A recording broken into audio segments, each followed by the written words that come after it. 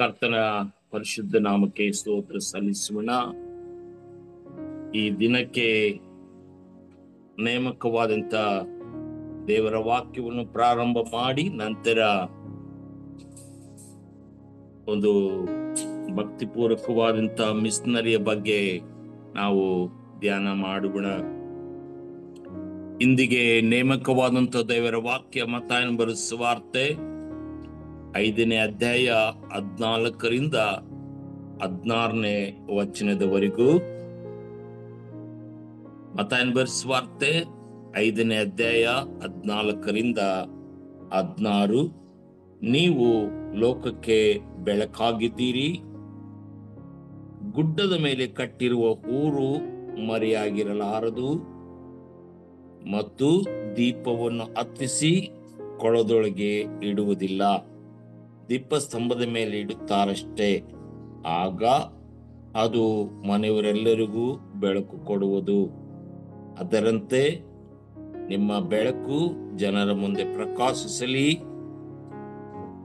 ಈಗಾದರೆ ಅವರು ನಿಮ್ಮ ಒಳ್ಳೆಯ ಕ್ರಿಯೆಗಳನ್ನ ನೋಡಿ ಪರಲೋಕದಲ್ಲಿರುವ ನಿಮ್ಮ ತಂದೆಯನ್ನ ಕೊಂಡಾಡುವರು.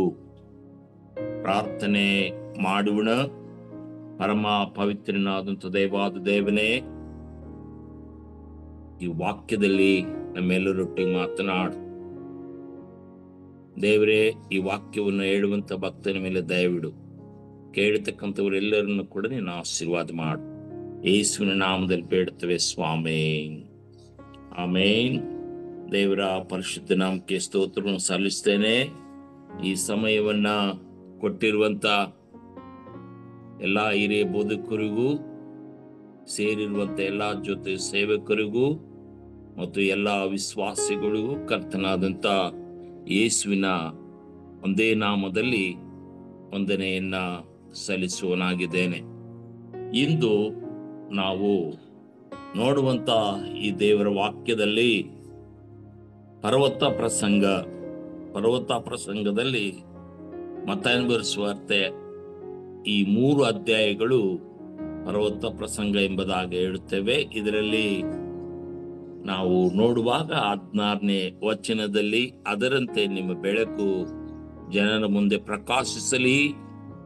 ಈಗಾದರೆ ಅವರು ನಿಮ್ಮ ಒಳ್ಳೆ ಕ್ರಿಯೆಗಳನ್ನು ನೋಡಿ ಪರಲೋಕದಲ್ಲಿರುವ ನಿಮ್ಮ ತಂದೆಯನ್ನ ಕೊಂಡಾಡುವರು. ದೇವರ ಮಹಿಮೆಗಾಗಿ ನಾವು ಏನೇ ಕೆಲಸ ಮಾಡಿದ್ರು, ನಾವು ಏನೇ ಸೇವೆ ಮಾಡಿದ್ರು, ಅದು ದೇವರ ಮಹಿಮೆಗಾಗಿ ಸೇವೆ ಮಾಡಬೇಕು. ಇವತ್ತಿನ ಮುಖ್ಯ ಪಾಠ ಏನಪ್ಪಾ ಅಂತ ಹೇಳಿದ್ರೆ, ನಾವು ಬೆಳಕಿನವರಂತೆ ಇರ್ರಿ, ನಮ್ಮ ಜೀವಿತದಲ್ಲಿ ಬೆಳಕಾಗಿರಬೇಕು ಎಂಬುದಾಗಿ ಇವತ್ತಿನ ಮುಖ್ಯ ಪಾಠ. ನಾವು ಬೆಳಕಿನವರಂತೆ ಇರಬೇಕು. ಬೆಳಕಿನ ಮಕ್ಕಳಾಗಿ ಈ ಲೋಕದಲ್ಲಿ ಯಾವತ್ತು ಪ್ರಜ್ವಲಿಸುತ್ತಿರಬೇಕೆಂಬುದಾಗಿ ಇವತ್ತಿನ ಮುಖ್ಯ ಪಾಠವಾಗಿರುತ್ತದೆ. ಈ ಪಾಠದ ಅನುಸಾರವಾಗಿ ಇವತ್ತಿನ ಮುಖ್ಯ ಮಿಷನರಿಯನ್ನ ಕುರಿತು ನಾವು ಧ್ಯಾನ ಮಾಡೋಣ. ಇವತ್ತಿನ ಮುಖ್ಯ ಮಿಷನರಿಯ ಅವರ ಹೆಸರು ಕ್ಯಾಲ್ವಿನ್ ಫೇರ್ ಬ್ಯಾಂಕ್ ಎಂಬುದಾಗಿ. ಕ್ಯಾಲ್ವಿನ್ ಫೇರ್ ಬ್ಯಾಂಕ್ ಇವರು 1816ರಿಂದ 1998ರವರೆಗೂ ಜೀವಿಸಿದಂಥ ವ್ಯಕ್ತಿ. ಇವರು ನ್ಯೂಯಾರ್ಕ್ನಲ್ಲಿ ಒಂದು ಹಳ್ಳಿಯಲ್ಲಿ ಜನಿಸಿದವಂಥವರು. ನ್ಯೂಯಾರ್ಕಿನ ಪೈಕ್ ನಲ್ಲಿ ಆಳವಾದ ಧಾರ್ಮಿಕ ಮೆಥೋಡಿಸ್ಟ್ ಸಭೆಗೆ ಸೇರಿದವರು ಇವರಾಗಿರುತ್ತಾರೆ. ಮೆಥೋಡಿಸ್ಟ್ ಸಭೆಯ ಸಂಸ್ಥಾನಕ್ಕೆ ಸೇರಿದವರ ತಂದೆ ತಾಯಿಗಳ ಮೂಲಕವಾಗಿ ಜನಿಸಿದಂಥವರು ಕ್ಯಾಲ್ವಿನ್ ಫೇರ್ ಬ್ಯಾಂಕ್ ಎಂಬುದಾಗಿ. ಇವರು ನವೆಂಬರ್ 3ನೇ ತಾರೀಕು 1816ರಲ್ಲಿ ಇವರ ಜನನವಾಗಿರುತ್ತದೆ. ಇವರು ಒಂದು ಸೇವೆ ಬಂದ್ಬಿಟ್ಟು ಅಮೆರಿಕನ್ ಮತ್ತು ಆಫ್ರಿಕನ್ ಜನಗಳ ಮಧ್ಯದಲ್ಲಿ, ಅಮೆರಿಕ ಮತ್ತು ಆಫ್ರಿಕಾ ದೇಶದವರ ಮಧ್ಯದಲ್ಲಿ, ಮತ್ತು ಯಾವರ ಮಧ್ಯದಲ್ಲಿ ಅಂತ ಹೇಳಿದ್ರೆ ಗುಲಾಮತನದಲ್ಲಿ ಇರತಕ್ಕಂಥ ವ್ಯಕ್ತಿಗಳ ಮಧ್ಯದಲ್ಲಿ, ಗುಲಾಮರಾಗಿ ಜೀವಿಸುವಂತವರ ಮಧ್ಯದಲ್ಲಿ ಇವರ ಸೇವೆ ಇರುತ್ತದೆ. ಗುಲಾಮರು ಅಂತ ಹೇಳಿದ್ರೆ ಜೀತದ ಆಳುಗಳು, ಯಜಮಾನನು ಹೇಳುವಂತ ಮಾತುಗಳನ್ನೇ ಕೇಳಿಕೊಂಡು ಅವರು ಇರಬೇಕೆಂಬುದಾಗಿ ಜೀತದ ಆಳುಗಳು ಅಥವಾ ಗುಲಾಮರ ಮಧ್ಯದಲ್ಲಿ ಇವರ ಸೇವೆ ಇತ್ತು ಎಂಬುದಾಗಿ ನಾವು ಚರಿತ್ರೆಯಲ್ಲಿ ನೋಡುತ್ತೇವೆ. ಗುಲಾಮರ ಮಧ್ಯದಲ್ಲಿ ಅವರ ನೋವುಗಳು, ಅವರ ಬಾಧೆಗಳನ್ನ, ಅವರ ಕಣ್ಣೀರುಗಳನ್ನ ಅರಿತಂತ ವ್ಯಕ್ತಿ ಕ್ಯಾಲ್ವಿನ್ ಫ್ಯಾರೆ ಬ್ಯಾಂಕ್ ಅಯ್ಯನವರು. ಇವರು ಅವರ ಕಣ್ಣೀರಿನಲ್ಲಿ, ಅವರ ಬಾಧೆಯಲ್ಲಿ, ಅವರ ನೋವಿನಲ್ಲಿ ಇರುವಾಗ ಅವರಿಗೆ ಧೈರ್ಯ ತುಂಬಿರುವಂಥದ್ದು, ನೀವು ಬೆಳಕಾಗಿದ್ದೀರಿ, ನಿಮ್ಮ ಬೆಳಕು ಯಾವತ್ತು ಪ್ರಜ್ವಲಿಸಿರುತ್ತದೆ, ನೀವು ಭಯ ಪಡಬೇಡಿರಿ ಎಂಬುದಾಗಿ ಗುಲಾಮತನದಲ್ಲಿರುವಂತಹ ಜನರುಗಳಿಗೆ ಧೈರ್ಯವನ್ನು ತುಂಬಿದಂತ ವ್ಯಕ್ತಿ ಈ ಒಂದು ಕೆಲ್ವಿನ್ ಫ್ಯಾರ್ ಬ್ಯಾಂಕ್. ಇವರು ಸೇವೆ ಮಾಡುವಾಗ, ಇವರ ಸೇವೆಯಲ್ಲಿ ಇವರು ಸೇವೆ ಮಾಡುವಾಗ ಗುಲಾಮರನ್ನು ರಕ್ಷಿಸೋಕೆ ಬಂದವರು ದೇಶದ್ರೋಹಿಗಳು ಎಂಬುದಾಗಿ ಹೇಳ್ತಾ ಇದ್ರಂತೆ. ಗುಲಾಮಗಿರಿಯವರನ್ನು ರಕ್ಷಣೆ ಮಾಡಿದವರು ದೇಶಕ್ಕೆ ಅನ್ಯಾಯ ಮಾಡಿದವರು ಎಂತಕ್ಕಂತ ಕಟ್ಟಳೆಗಳಿದ್ದು, ಗುಲಾಮರನ್ನು ಯಾರು ರಕ್ಷಣೆ ಮಾಡ್ತಾರೋ, ಗುಲಾಮರನ್ನು ಯಾರು ಕಾಪಾಡ್ತಾರೋ, ಗುಲಾಮರನ್ನು ಒಳ್ಳೆ ಸ್ಥಾನಕ್ಕೆ ತರ್ತಾರೋ ಅಂತವರು ದೇಶಕ್ಕೆ ದ್ರೋಹಿಗಳಾಗಿದ್ದಾರೆ, ದೇಶವನ್ನು ಅನ್ಯಾಯ ಮಾಡ್ತಾರೆ ಎಂತಕ್ಕಂತ ಒಂದು ಕಠಿಣವಾದಂತ ಪರಿಸ್ಥಿತಿಗಳಲ್ಲಿ ಇವರು ಗುಲಾಮರನ್ನ ರಕ್ಷಿಸಿದಂತ ವ್ಯಕ್ತಿ ಕೆಲ್ವಿನ್ ಫ್ಯಾರ್ ಬ್ಯಾಂಕ್ ಅಯ್ಯನವರು. ಇವರು ಅತಿ ಚಿಕ್ಕ ವಯಸ್ಸಿನಲ್ಲಿಯೇ ತಮ್ಮ ವಿದ್ಯಾಭ್ಯಾಸ ಓದುವಾಗಲೇ ಸುಮಾರು 16ನೇ ವಯಸ್ಸಿನಲ್ಲಿಯೇ ಇವರು ಸೇವೆಗೆ ಬಂದಂಥವರು. ಚಿಕ್ಕ ವಯಸ್ಸಿನಲ್ಲಿಯೇ, ಆ ಚಿಕ್ಕ ವಯಸ್ಸಿನಲ್ಲಿಯೇ ಅವರು ಈ ಗುಲಾಮತನದಲ್ಲಿರ್ತಕ್ಕಂಥ ಅವರ ನೋವು, ಅವರ ಬಾಧೆಗಳನ್ನ, ಅವರ ಕಣ್ಣೀರುಗಳನ್ನ ನೋಡಿಕೊಂಡು ಅವರು ಕ್ರಿಸ್ತನ ಸೇವೆ ಎಂಥದ್ದು, ಕ್ರಿಸ್ತನು ಎಂಥವರಿಗಾಗಿ ಬಂದಿದ್ದಾನೆ ಎಂಬುದಾಗಿ, ನೋವು ಬಾಧೆಗಳಲ್ಲಿ ಇರುವಂತಹ ಜನರಿಗೆ ಮುಕ್ತಿಯನ್ನು ಕೊಡುವಂಥದ್ದೇ ಕ್ರಿಸ್ತನ ಸೇವೆ ಎಂಬುದಾಗಿ ಅರಿತಂತ ವ್ಯಕ್ತಿ ಫ್ಯಾರಡೆ ಬ್ಯಾಂಕ್ ಅಯ್ಯನವರು.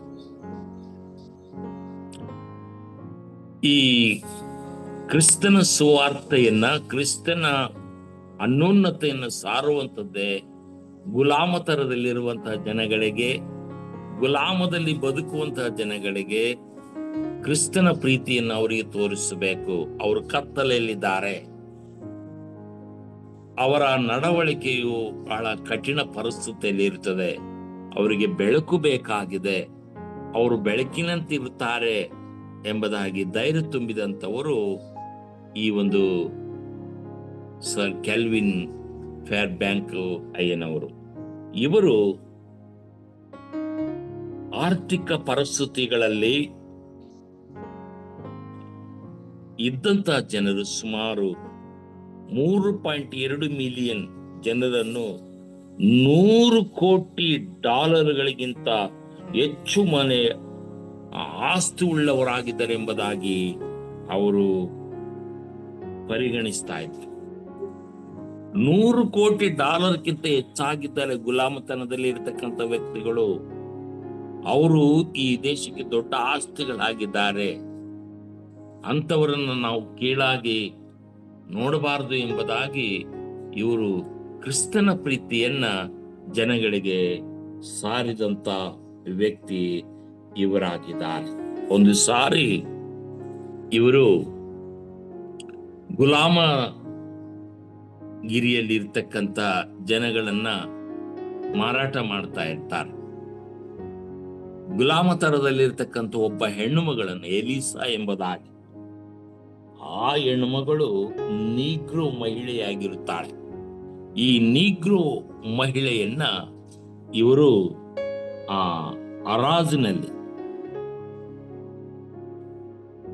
ಅರಾಜಿನಲ್ಲಿ ಈ ಹೆಣ್ಮಗಳನ್ನ ಕೊಂಡುಕೊಳ್ಳುತ್ತಾರೆ.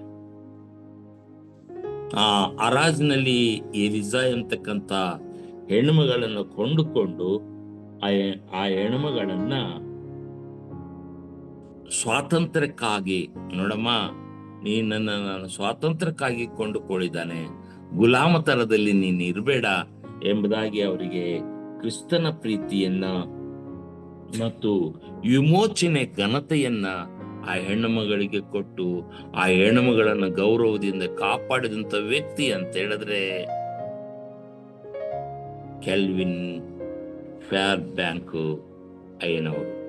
ಈ ಗುಲಾಮತನದಲ್ಲಿರ್ತಕ್ಕಂಥ ಈ ವ್ಯಕ್ತಿ, ಈ ಹೆಣ್ಣುಮಗಳನ್ನ ಅವರು ಖರೀದಿಸಿ ಕ್ರಿಸ್ತನ ಪ್ರೀತಿಯನ್ನ ತೋರಿಸಿದಂಥವರು. ಗಲಾತ್ಯದವರಿಗೆ ಬರೆದ ಪತ್ರಿಕೆ 3ನೇ ಅಧ್ಯಾಯ 28ನೇ ವಚನ ಹೇಳುವಂತ ರೀತಿಯಲ್ಲಿ, ಗಲಾತ್ಯದವರಿಗೆ ಬರೆದ ಪತ್ರಿಕೆ 3ನೇ ಅಧ್ಯಾಯ 28ನೇ ವಚನ, ಅಲ್ಲಿ ಗಲಾತ್ಯದವರಿಗೆ ಬರೆದ ಪತ್ರಿಕೆ 3ನೇ ಅಧ್ಯಾಯ 28ನೇ ವಚನ ಹೇಳುವಂತ ರೀತಿಯಲ್ಲಿ, ನೀವೆಲ್ಲರೂ ಕ್ರಿಸ್ತ ಯೇಸುವಿನಲ್ಲಿ ಒಂದೇ ಆಗಿರುವುದರಿಂದ ಯಹೂದ್ಯನು ಗ್ರೀಕನು ಎಂದೋ ಆಳು ಒಡೆಯ ಎಂದೋ ಗಂಡು ಹೆಣ್ಣು ಎಂಬ ಭೇದವಿಲ್ಲ. ಈ ಗುಲಾಮತನದಲ್ಲಿರ್ತಕ್ಕಂಥವರು ಅವರು ಯಹೂದ್ಯನು ಗ್ರೀಕನು ಎಂದೋ ಆಳು ಒಡೆಯ ಎಂದೋ ಗಂಡು ಹೆಣ್ಣು ಎಂಬ ಭೇದವಿಲ್ಲದೆ ಅವರನ್ನು ಒಂದೇ ಸಮಾನದಲ್ಲಿ ನೋಡಿದಂತ ಈ ಒಂದು ವ್ಯಕ್ತಿ, ಈ ಒಂದು ಜನರನ್ನು ಕಾಪಾಡಿದಂಥವರು ಇವರಾಗಿದ್ದಾರೆ ಎಂಬುದಾಗಿ ನಾವು ಚರಿತ್ರೆಯಲ್ಲಿ ನೋಡುವಂತವರಾಗಿದ್ದೇವೆ.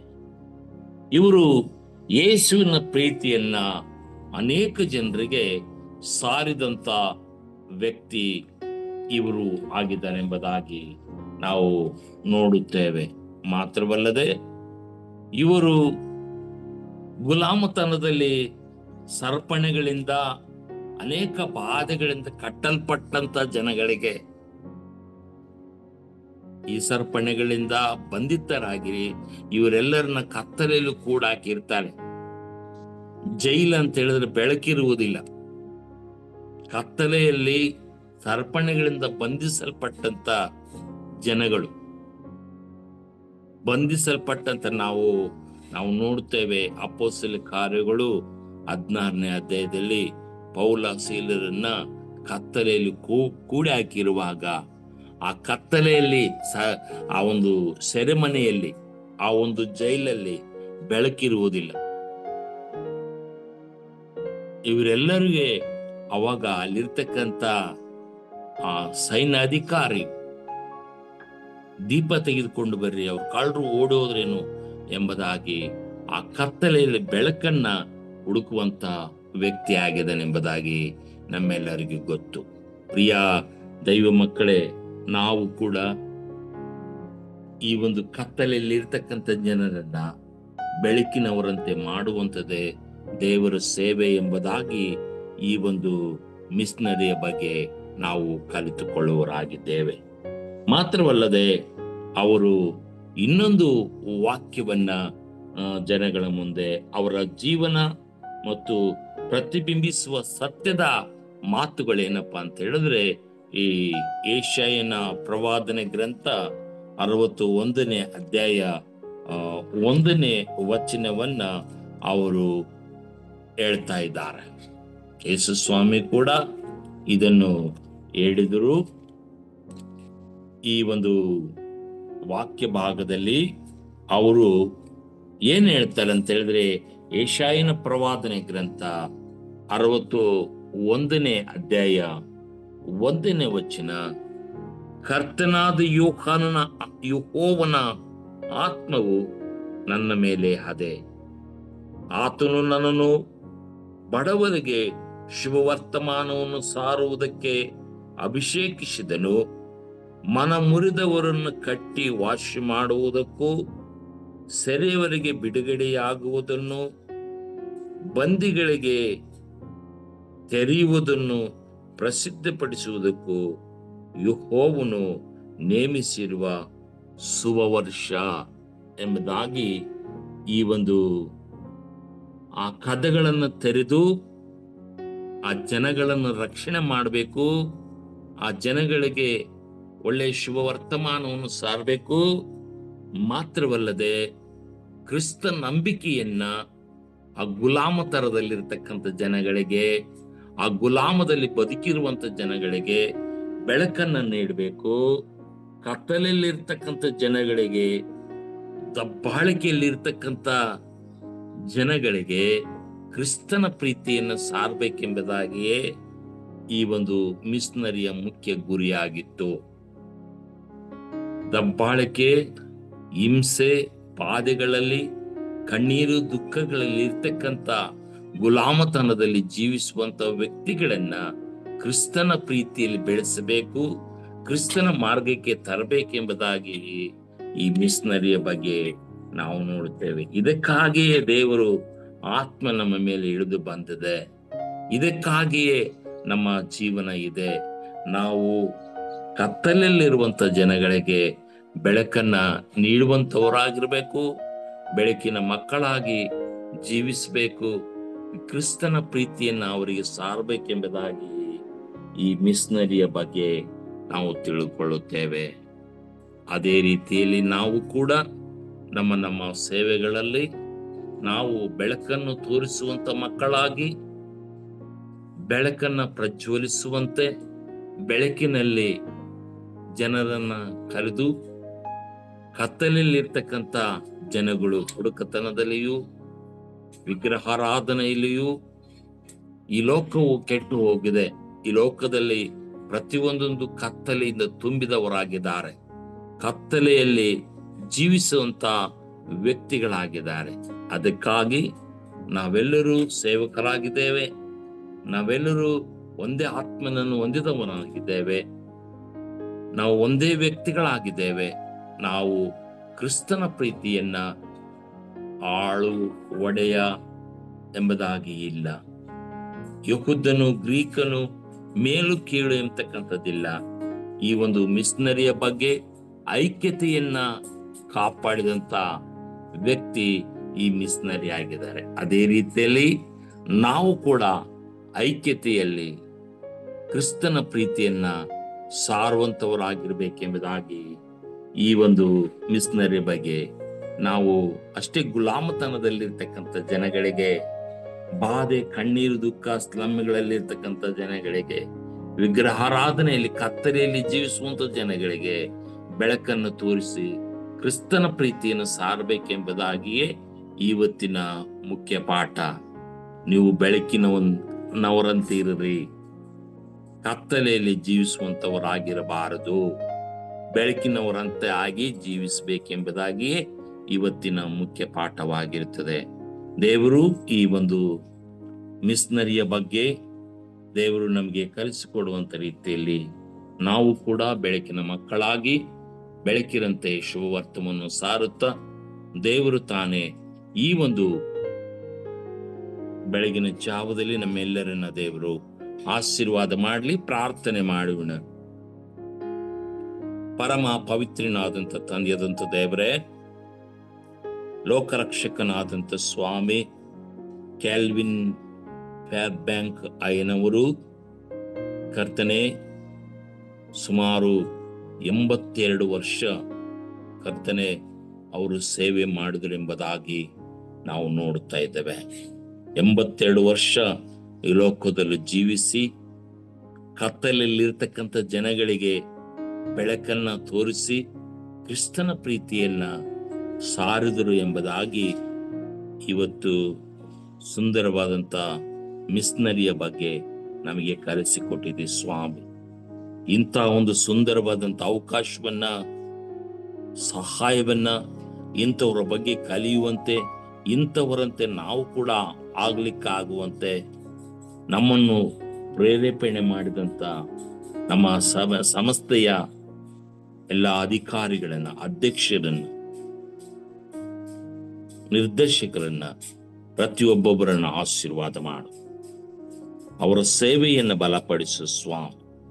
ಕರ್ತನೆ, ನಿರ್ಗತಿಕರ ಮಧ್ಯದಲ್ಲಿಯೂ, HIV AIDS ಕಾಯಿಲೆಗಳಲ್ಲಿಯೂ, ಕುಷ್ಠರೋಗಿಗಳ ಮಧ್ಯದಲ್ಲಿಯೂ ಮತ್ತು ಆಸ್ಪತ್ರೆಯಲ್ಲಿರುವಂಥ ಎಲ್ಲ ಮಕ್ಕಳ ಮಧ್ಯದಲ್ಲಿಯೂ, ಬೈಬಲ್ ಕಾಲೇಜು, ಆಫೀಸ್ ಸ್ಟಾಫು, ಮುಖ್ಯವಾಗಿ ಕರ್ತನೆ ವಾರಣಾಸಿಯಲ್ಲಿ ಎದ್ದಿರುವಂಥ ಈ ಗಲಾಟೆಯನ್ನ ದೇವರೇ ನಿನ್ನ ಪರಿಶುದ್ಧಾತ್ಮನ ಮೂಲಕವಾಗಿ ಕತ್ತಲೆಯಲ್ಲಿರ್ತಕ್ಕಂಥ ಜನಗಳಿಗೆ ಬೆಳಕನ್ನು ತೋರಿಸುವವರಾಗಿದ್ದರೆಂಬುದಾಗಿ ತಿಳ್ಕೊಂಡು ಈ ಲೋಕದಲ್ಲಿ ಕ್ರಿಸ್ತನ ಸೇವೆ ಮಾಡುವಂತವರಿಗೂ ಯಾವ ಅಡ್ಡಿ ಆತಂಕಗಳಿಲ್ಲದ ಹಾಗೆ ಕಲ್ವರಿ ಚಾಪಲ್ ಟ್ರಸ್ಟಿನ ಭಯಂಕರವಾದಂಥ ಸೇವೆಯಲ್ಲಿ ಕರ್ತನೆ ಬೆಳಕಿನೋಪಾದಿಯಲ್ಲಿ ಮುನ್ನಡೆಸು. ಬರುವಂತಹ ಪ್ರತಿಯೊಂದೊಂದು ಸೈತನ ಅಂಧಕಾರಗಳನ್ನು ದೂರ ಮಾಡು. ಇದಕ್ಕೆ ಪ್ರಯಾಸ ಪಡುವಂತ ಪ್ರತಿಯೊಬ್ಬ ದೇವರ ಸೇವಕರನ್ನು ಆಯಾ ಜಾಗಗಳಲ್ಲಿ ಇಟ್ಟಿರುವುದಕ್ಕಾಗಿ ನಿನಗೆ ಸ್ತೋತ್ರ ಸಲ್ಲಿಸ್ತೇವೆ. ಕತ್ತಲೆಯಿಂದ ತುಂಬಿರುವಂತ ಜನರು ಕಾರ್ಗತ್ತಲೆಯಲ್ಲಿ ಬೆಳಕನ್ನೇ ಕಾಣದೆ, ಸತ್ಯವನ್ನೇ ತಿಳ್ಕೊಳ್ಳದೆ, ಕರ್ತನೆ ಅನೇಕ ದುಷ್ಟ ಕಾರ್ಯಗಳಲ್ಲಿ ಪ್ರಪಂಚವನ್ನ ಅಂಟಿಕೊಂಡು ಜೀವಿಸುವಂತ, ಲೋಕದಲ್ಲೇ ಜೀವಿಸುವಂತ ಈ ವ್ಯಕ್ತಿಗಳಿಗೆ ಕ್ರಿಸ್ತನ ಪ್ರೀತಿಯನ್ನ ಸಾರ್ಲಿಕ್ಕಾಗುವಂತೆ ಗುಲಾಮತನದಲ್ಲಿ ಇದ್ದಂತ ಜನರನ್ನ ಬೆಳಕಿನೋಪಾದಿಯಲ್ಲಿ ನಡೆಸಿದಂತ ಈ ಒಂದು ಮಿಷನರಿಯ ಬಗ್ಗೆ ನಾವೆಲ್ಲರೂ ಕರ್ತನೆ ತಿಳ್ಕೊಂಡಿದ್ದೇವೆ. ಅದೇ ರೀತಿಯಲ್ಲಿ ಕರ್ತನೆ ನಾವು ಕೂಡ ನಮ್ಮ ಪ್ರತಿಯೊಬ್ಬೊಬ್ಬರ ಕುಟುಂಬಗಳಲ್ಲಿ ಇರುವಂತ ಎಲ್ಲ ಕಣ್ಣೀರು, ದುಃಖ, ಬಾಧೆ, ವೇದನೆಗಳು, ಚಿಂತೆ, ತಾಪತ್ರಗಳು, ಆಯಾ ಕುಟುಂಬಗಳಲ್ಲಿರುವಂತ, ಆಯಾ ಸಭೆಯಲ್ಲಿರುವಂತ ಎಲ್ಲಾ ಸೈತನ ಅಂಧಕಾರಗಳನ್ನು ದೂರ ಮಾಡು. ಪ್ರತಿಯೊಬ್ಬೊಬ್ಬರನ್ನು ಆಶೀರ್ವದಿಸು, ಪ್ರತಿಯೊಬ್ಬೊಬ್ಬರನ್ನು ಬಲಪಡಿಸು, ಪ್ರತಿಯೊಬ್ಬೊಬ್ಬರಿಗೆ ಬೇಕಂತ ಆರೋಗ್ಯ ಭಾಗ್ಯವನ್ನು ದಯಪಾಲಿಸಿಕೊಡಬೇಕೆಂಬುದಾಗಿ ಕರ್ತನೆ ಸಂಸ್ಥೆಯಲ್ಲಿ ನಡೆಯುವಂತ ಎಲ್ಲಾ ಒಳ್ಳೆ ಕಾರ್ಯಗಳಲ್ಲಿಯೂ ಮತ್ತು ಆಯಾ ಸ್ಥಳಗಳಲ್ಲಿ ಕಟ್ಟುವಂತ ಎಲ್ಲಾ ಚರ್ಚ್ಗಳಲ್ಲಿಯೂ, ಆಯಾ ಸ್ಥಳಗಳಲ್ಲಿರ್ತಕ್ಕಂಥ ದುಃಖ, ಬಾಧೆ, ವೇದನೆಗಳಲ್ಲಿಯೂ, ಆಯಾ ಸ್ಥಳದಲ್ಲಿರುವಂತ ನೋವು, ಕಣ್ಣೀರುಗಳು, ಹೇಳಿಕೊಳ್ಳಲಂತ ಅನೇಕ ಸಮಸ್ಯೆಗಳಿಂದ ಬಿಡುಗಡೆಯನ್ನು ನೀಡು ಎಂಬುದಾಗಿ, ಮನಃಶಾಂತಿ, ನೆಮ್ಮದಿಯನ್ನು ಕೊಟ್ಟು ಕಾದು ಕಾಪಾಡೆಂಬುದಾಗಿ, ನಮ್ಮ ಎಲ್ಲಾ ಪರಿಸ್ಥಿತಿಗಳಲ್ಲಿ ಯಾವ ಸೈತನ ಅಂಧಕಾರಗಳು ನಮ್ಮ ಸೇವೆಗಳಲ್ಲಿ ತೂರದ ಹಾಗೆ ಬೆಳಕಿನವರಂತೆ ನಡೀಲಿಕ್ಕಾಗುವಂತೆ ನಿನ್ನ ಬೆಳಕಿನ ಆತ್ಮವನ್ನು ನಮ್ಮೆಲ್ಲರಿಗೆ ದಯಪಾಲಿಸಿ ಕೊಡುತ್ತೆ ಎಂಬುದಾಗಿ ಪ್ರಭುರಕ್ಷಕನು ಗುರುವಡಿಯನಾದಂತ ಯೇಸುವಿನ ಒಂದೇ ನಾಮದಲ್ಲಿ ಬೇಡಿ ಬಂದಿದ್ದೇವೆ ಸ್ವಾಮಿ. ಆಮೆನ್. ಆಮೆನ್.